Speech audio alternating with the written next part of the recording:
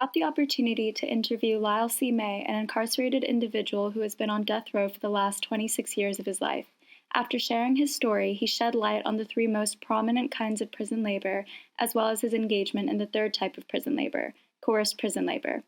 We also spoke of the lack of accountability within the walls of prison, as well as outside them. My name is Lyle C. I've been incarcerated in North Carolina since the age of 19. 1997, I was charged with a double homicide that I did not commit, and have spent the last 26 plus years trying to prove that I was wrongfully convicted and sentenced to death. I was sentenced to death in 1999 and have been on death row, North Carolina's death row, in Raleigh Central Prison since then.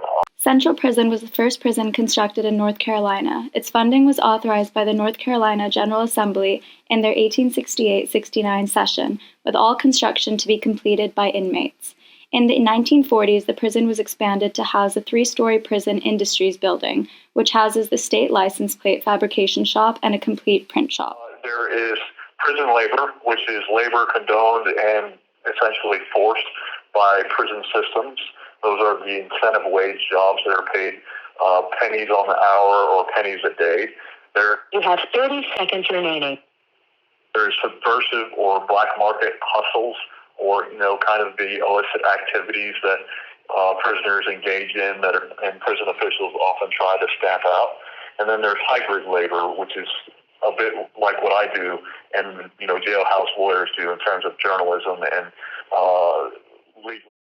So it's very difficult, not just because there's that exception in the federal constitution and most state constitutions.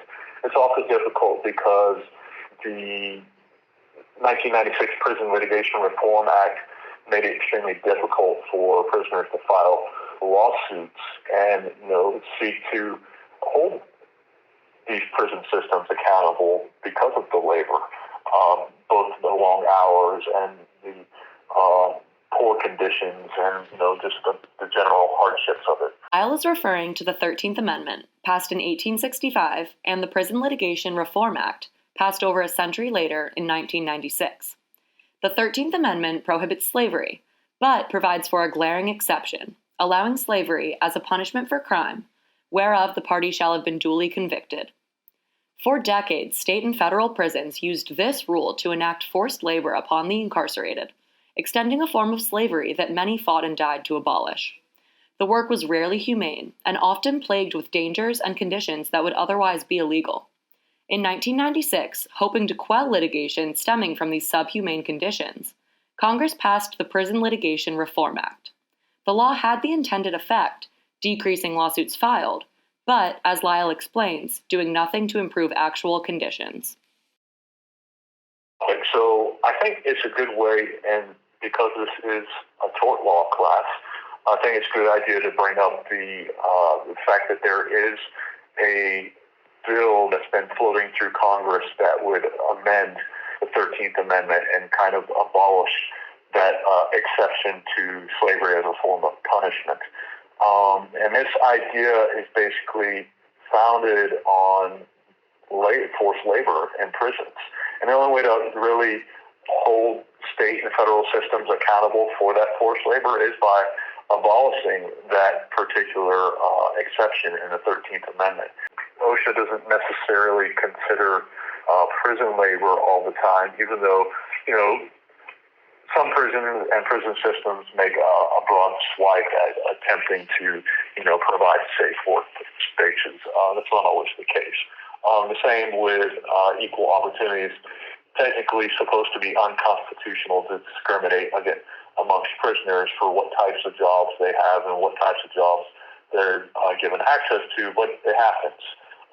You see this especially in some of the southern state systems where often prisoners who are black or indigenous or, of a race other than white are pushed into jobs that are outside of the prison and in inclement weather and, basically puts them in the field, whereas, white prisoners are often give choice jobs within the prison, where it's often air conditioned. And that's just, one very basic example of the kinds of discrimination that goes on in prison labor, and that there has actively been riots and protests over. I think it bears mentioning that because there is no way to hold prison officials and prison systems in particular accountable for the kinds of labor they force upon the incarcerated, that it often leads to things like protests. Oren Nimni is a litigation rights director for Rights Behind Bars, a prisoners' right nonprofit in Washington, D.C. I met with Oren to discuss the challenges of litigation while incarcerated, the impacts of the Prison Litigation Reform Act, and how Rights Behind Bars is working to combat the injustices of mass incarceration and prison labor. Cases, it's very difficult, right? There's a couple of practical difficulties, and then there are some legal difficulties. The practical difficulties are that you're in prison, and you have all of your access to information, all of your access to resources are completely limited by the prison officials. And so that includes access to the library, access to your lawyer, if you had one, if you're trying to do your case pro se, then access to other materials that you might want to litigate your case, including like paper or case law or case books or access to the court itself, correspondence with the court. And then from there are a couple of legal barriers. One is just the Prison Litigation Reform Act, which sets up a ton of different legal barriers for people that are trying to litigate their own cases from the inside, including a screening condition where judges pre-service screen prisoner complaints for frivolity. And so a number of complaints are thrown out that way. You have a sort of a 3 strikes provision. If you file too many, what they term to be frivolous claims, then you can no longer get informa pauperis status. So you have to pay full filing fees. And that's extremely burdensome. You have a physical injury requirement. You have all these different requirements that the PLRA imposes.